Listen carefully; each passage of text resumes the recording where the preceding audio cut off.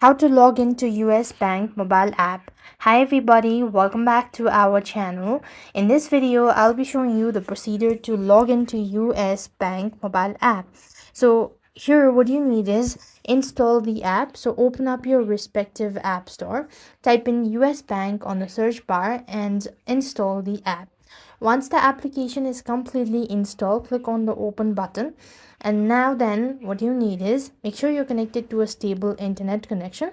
So click onto the login button and this is going to direct you to this field. So here you simply have to go ahead and type in your username and then the password associated with it and click on the login button. As soon as you enter in the credential, you should be logged in. However, for some reason, if you're not able to log in, then it could be because of the incorrect or invalid information. So you just want to make sure to check that out or double check your information, and that should definitely help you out to log in.